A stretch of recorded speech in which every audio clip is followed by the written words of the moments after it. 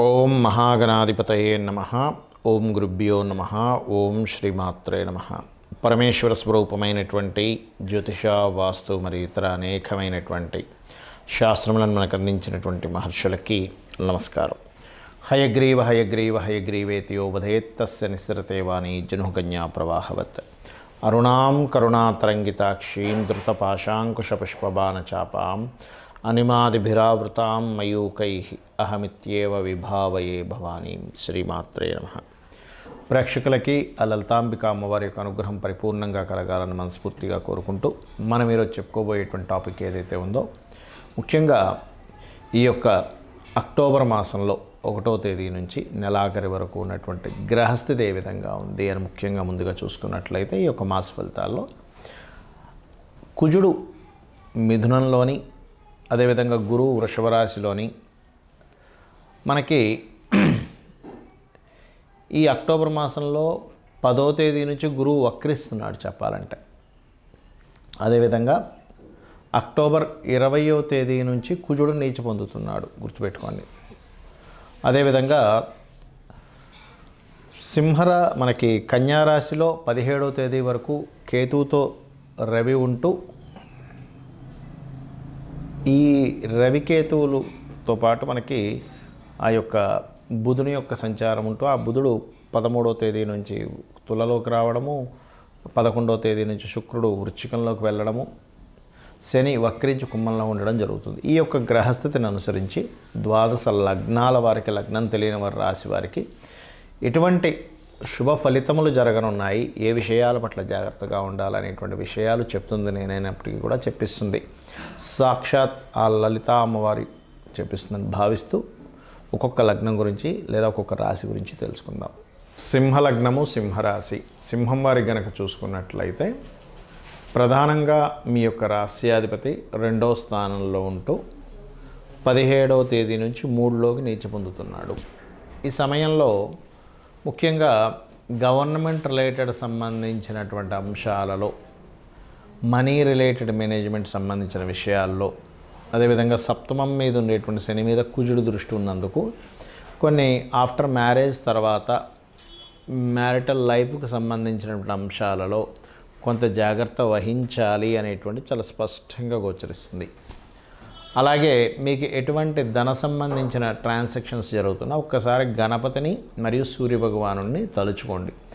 ధనస్థానము, ధనం సర్క్యులేట్ అయ్యేటువంటి స్థానాల్లో ఈ యొక్క రవికేతువులు సంచరిస్తున్నారు కాబట్టి ఇంకా ఇంప్రూవ్మెంట్స్ బాగా రావాలి అని అనుకున్నట్లయితే మీరు చేయవలసింది ఏమిటి అంటే, ఇక్కడ కేతు రవి గ్రహాల దగ్గర దీపారాధన చేయండి. దీనివల్ల బాగుంటుంది. కాకపోతే కాస్త విదేశాలకు వెళ్ళేటువంటి అంశాల్లోని, ఇన్వెస్ట్మెంట్స్ చేసేటువంటి విషయాల్లోని, ఎందుకంటే 12వ స్థానంలో మీకు ఇక్కడ కుజుని యొక్క సంచారం జరుగుతుంది ఇన్వెస్ట్మెంట్ స్థానంలో, కాబట్టి చాలా కేర్గా అనవసరమైన ఒత్తిళ్లు పెట్టుకొని ఎక్కడెక్కడి నుంచి అప్పులు తీసుకొచ్చి ఇన్వెస్ట్మెంట్స్ చేయడం, ఇట్లాంటి తప్పిదాలు చేయకండి దయచేసి.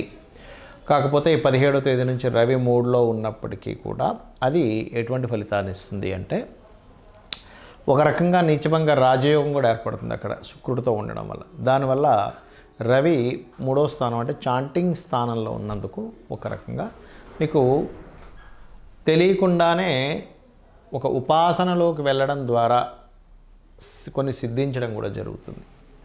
అలాగే ఉద్యోగ సంబంధించినటువంటి విషయంలో కొత్త ఉద్యోగ అవకాశాలు కోసం మార్పులు చెందడం, కొన్ని ప్రదేశాలు మారడం కూడా జరగనున్నాయి. వాహనాల మీద వెళ్ళేటప్పుడు మాత్రం కాస్త స్లోగా వెళ్తూ ఉండండి. చతుర్థ భాగ్యాధిపతి అయినటువంటి కుజుడు నీచంలో ఉన్నందుకు ఎక్కువ ఫాస్ట్ వెళ్ళాలి అనేటువంటి ఒక ఉత్సాహం, ఒక రకమైన దీంతో ఫాస్ట్గా నడుపుతూ ఉంటారు ఈ కాంబినేషన్స్ ఉన్నప్పుడు.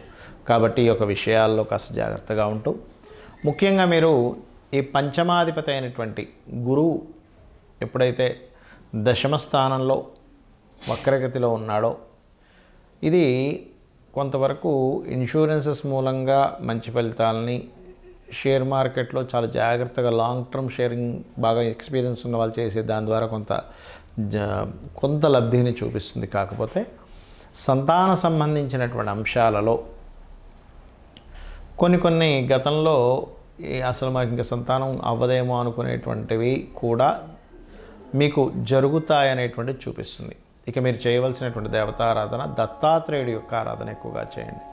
దిగంబర దిగంబర శ్రీ పాదవల్లభ దిగంబర అనే నామస్మరణ, జై గురుదత్త శ్రీ గురుదత్త అనేటువంటి నామస్మరణ, నవగ్రహాల్లో కుజ శని కేతు రాహు గ్రహాల దగ్గర దీపారాధన చేయడము, గోవులు క్యారెట్స్ బెల్లము లాంటివి తినిపించడం చేయండి, అన్ని విధాలుగా బాగుంటుంది.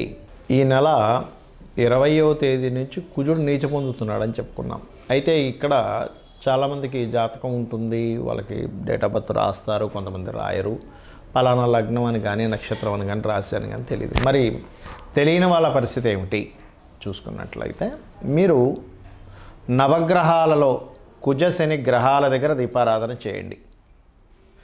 గోశాలకు వెళ్ళి గోవులకి క్యారెట్స్ బెల్లము తినిపించండి. ఎందుకంటే మీ యొక్క జన్మజాతకంలో గనక కుజశనుల యొక్క సంబంధం ఉంది అంటే ఎలాగా, కుజశనులు కలిసి ఉండడం కానీ, కుజుడు రాసుల్లో శని, శని రాసుల్లో కుజుడి పరివర్తనా యోగం ఉండడం కానీ, లేనట్లయితే ఒకే రాశి సంబంధం అంటారు. అంటే చూడ్డానికి అవి వేరువేరు రాశుల్లో ఉన్నట్టున్న ఏకరాశి సంబంధం అంటే ఎలాగా, సింహము కర్కాటకంలో ఉన్న, లేదా మనకి మిథునము కన్యా రాశుల్లో ఉన్న ఈ రెండు బుధరాశులే. అదేవిధంగా శుక్రరాశుల్లో ఒక్కోసారి తులలో ఉంటే కుజుడు శని వచ్చి మీ జన్మజాతకంలో వృషభంలో ఉంటాడు, లేదా వృశ్చికం మేషము, ధనస్సు మీనము, మకరము కుంభము ఇలా ఉన్నా కూడా కనెక్టివిటీ ఏర్పరచుకుంటాయి. అలా మీ జన్మజాతకంలో ఉన్నప్పుడు, ఇలా గోచారంలో ఈ యొక్క కుజశనులు కనెక్టివిటీ ఉన్నప్పుడు, మీకు ఏదైనా కుజుడి యొక్క మహాదశ కానీ శని యొక్క మహాదశ కానీ నడుస్తున్నప్పుడు అది వివాదాలకు దారితీస్తుంది. కాబట్టి వాటికి కొంచెం దూరంగా ఉండండి. అయితే ఇక్కడ వీటన్నిటికంటే కూడా ముఖ్యంగా మీరు చూసుకోవాల్సినటువంటిది మీ యొక్క పర్సనల్ చార్ట్ చూసుకోవాలి. ఎప్పుడు కూడా మన పర్సనల్ చార్ట్లో మనము ఏ మార్గంలో ప్రయాణిస్తే మన యొక్క జీవితం ఉన్నతంగా ఉంటుందనేటువంటిది ఉంటుంది. అది ఎలా ఉంటుంది అంటే చెప్తాను చూడండి. మీ యొక్క నేచర్ ఏదైతే ఉందో ఆ నేచర్కి తగ్గట్టుగా మీరు ఉంటేనే మీ యొక్క లైఫ్ బాగుంటుంది, గుర్తుపెట్టుకోండి.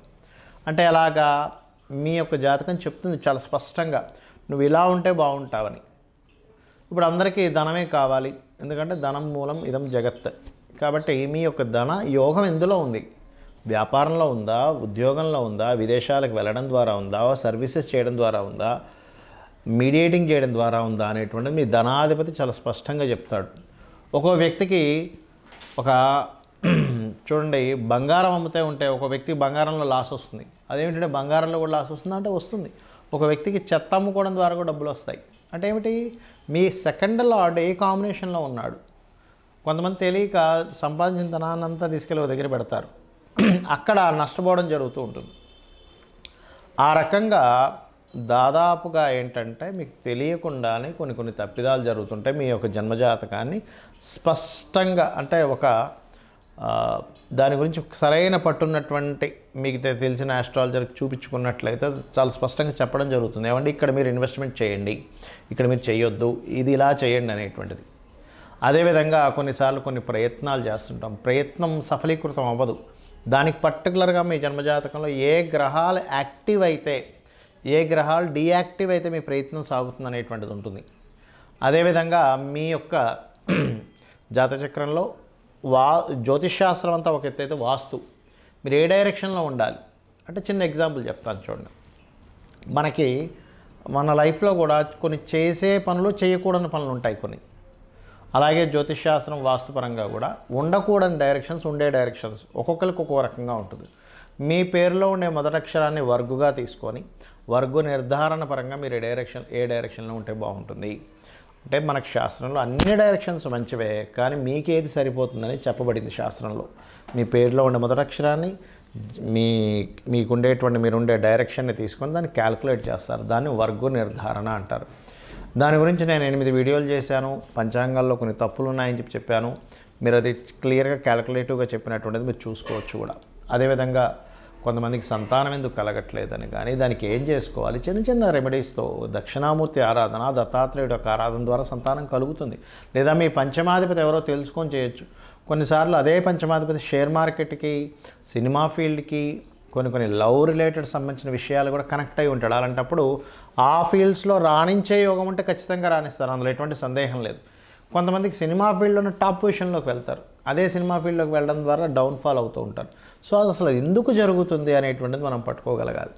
అదేవిధంగా వివాహ సమయాన్ని కానీ, వ్యాపార సమయాన్ని కానీ, విదేశాలకు వెళ్ళేటువంటి యోగాలు కానివ్వండి, కొన్ని తెలుసో తెలియకో పూర్వజన్మలో చేసినటువంటి కొన్ని కర్మల ఆధారంగా కొన్ని దోషాలు ఏర్పడతాయి. అంత మాత్రం చేత ఏదో దోషం ఉంది, నా జీవితం ఇంక ఇక్కడ అయిపోయింది, ఏలినాడు శని నడుస్తుంది కాబట్టి ఏదో అయిపోయింది, సర్పదోషం నడుస్తుంది కాబట్టి ఇంక నా జీవితం అయిపోయింది అనడానికి లేదు. అలా ఎక్కడా కూడా శాస్త్రంలో చెప్పలేదు అంటారు నేను.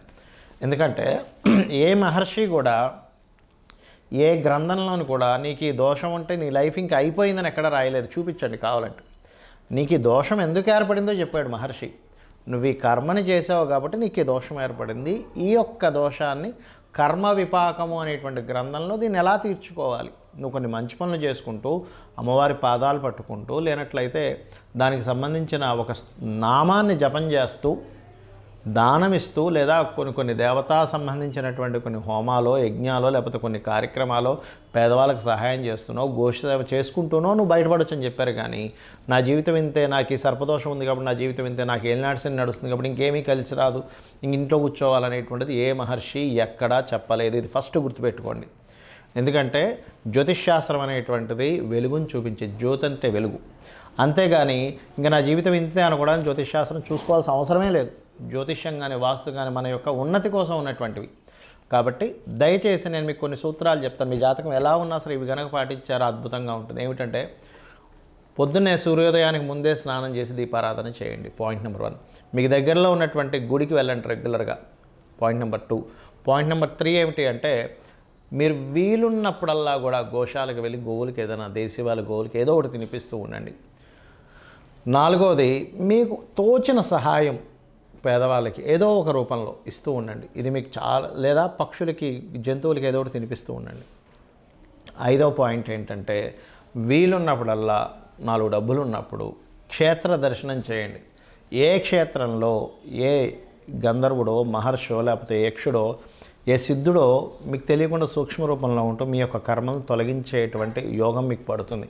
ఇవి చేయండి చాలు. అంతేగాని ఏదో దోషం ఉంది, ఏదో అయిపోతుంది, నా జీవితం ఇంతే అనేటువంటి వాటిల్లో ఉండి అనవసరంగా మీ యొక్క జీవితాలు పాడు చేసుకోకండి. ఇవి చేయండి చాలు, మీ జీవితం అద్భుతంగా ఉంటుంది. అమ్మవారి అనుగ్రహం మీకు పరిపూర్ణంగా కలగాలని మనస్ఫూర్తి కోరుకుంటూ శ్రీమాత్రే నమః.